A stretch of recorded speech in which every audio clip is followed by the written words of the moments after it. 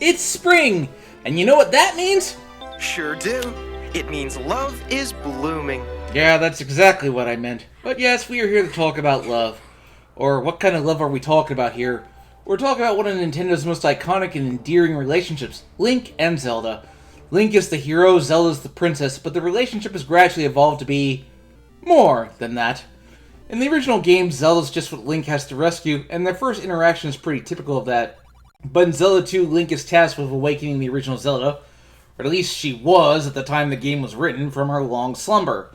Once that's done, she gives Link a kiss as the curtain falls.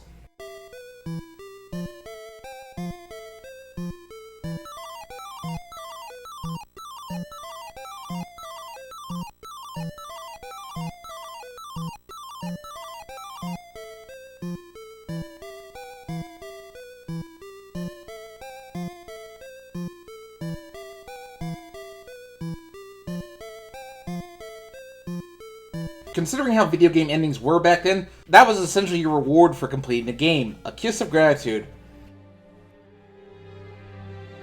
Well, that's what they claimed that was, but let's not go into that garbage. The Legend of Zelda animated series that aired in 1989 featured Link and Zelda's relationship as an ongoing subplot. Link clearly has no attraction for Zelda. Looking good, princess. Especially from this angle. Oh! Were the censors asleep at that? Typically, Link and Zelda's relationship in this show is an old married couple. Zelda will complain or snark to Link, and he'll respond with, Excuse me, princess. Well, excuse me, princess. Excuse me, princess! Yeah, he says that a lot for only 13 episodes. Link is also desperate to get a kiss, which he inevitably always fails to get through one reason or another. In the episode The White Knight, Prince Facade is introduced, who gets Zelda's affections. This is my friend, well, an acquaintance. Somebody I know slightly. His name's Stink. Jeez. But because Facade is a facade, Link gets Zelda's attention back.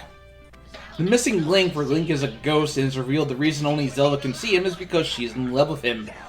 If the show hadn't been cancelled after only one season, who knows how it would have gone. And yes, I know they reappeared in the Captain N cartoon. In A Link to the Past, Zelda is able to contact Link telepathically, which hints at a deeper connection between the two. Link's uncle says before he dies to Link,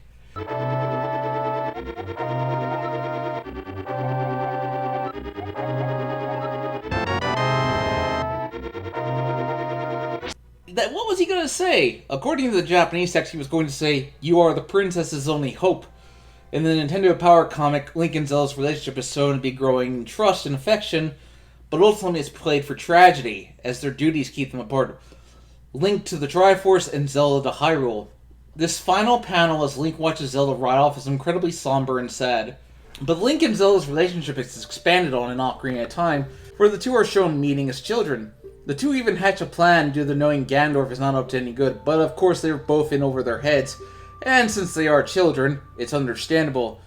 Following that, Zelda disguised as Sheik essentially guides Link on his journey. A funny thing, Link had several love interests in this game aside from Zelda. Apparently there was a dating sim considered for the game, but it was dropped as the storyline rendered all of Link's choices unavailable. Now it was still available, but at the end, after Ganon is defeated, Link and Zelda are floating among the sky, which is due to symbolism.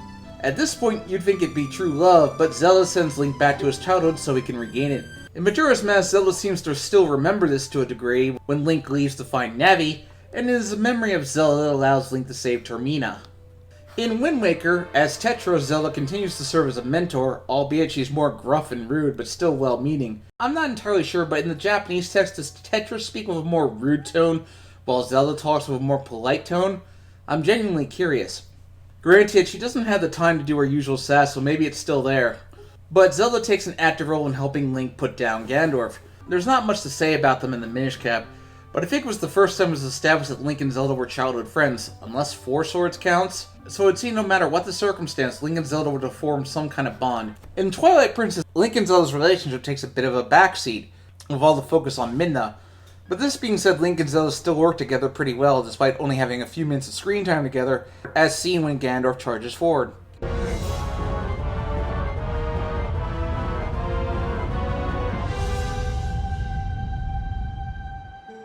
In that instant, they instinctively know to trust each other and work together to bring Ganondorf down, just like they've done in the past. So while Link and Zelda may not be as close as they usually are in Twilight Princess, they still play off each other well. Spirit Tracks is perhaps the beginning of Link and Zelda's relationship getting more romantic overtones than before. Link noticeably blushes upon seeing Zelda for the first time, and is the only one to see Zelda in her ghostly form. Just like in The Missing Link, though that's probably just an amazing coincidence. Link, you pervert. You don't get any more blatant than the ending having them be holding hands, which in Japan is a pretty big deal. So we're getting closer and closer to official couple status. Skyward Sword really plays out the possible Link and Zelda romance. They even have an entire theme dedicated to them, and Nintendo is really playing it up in the pre-release material. You don't get more romantic than pushing them off a ledge, right? You really feel the vibe and connection Link and Zelda have together. They're never officially confirmed to be boyfriend and girlfriend, but at the end of the game, when all is said and done, they're pretty much the Adam and Eve of what's to become Hyrule. All they have to do is remove their clothes, which I'm sure fan artists did with each and every game, such as the internet. The prequel manga shows why Link and Zelda are always reincarnated for every generation, so make of that what you will. In Breath of the Wild, we see Link and Zelda's relationship evolve through flashbacks. At first, she's annoyed by him, but after he saves her, Zelda starts to warm up to him, and they realize they have more in common than they knew. In fact, Zelda's powers awaken when Link's life is in danger. The power of love is a curious thing. This is also the closest we get to an actual confession. Great Deku Tree, I ask of you, when he returns, can you please relay this message? Tell him Now then, words intended for him would sound much better in the tones of your voice, don't you think?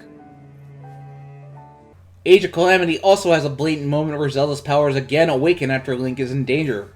What does the future hold for Link and Zelda? Have any incarnations gotten married and had children together? Well, who can say? Nintendo has never officially confirmed nor denied any pairing in Zelda, and that's probably for the best.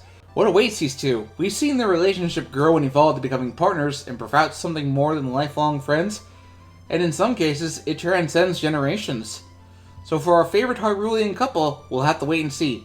Thanks for watching. If you liked this video, please hit that bell, like, and subscribe button. If you want updates, follow me on Twitter or join my Discord, which are provided in the description below.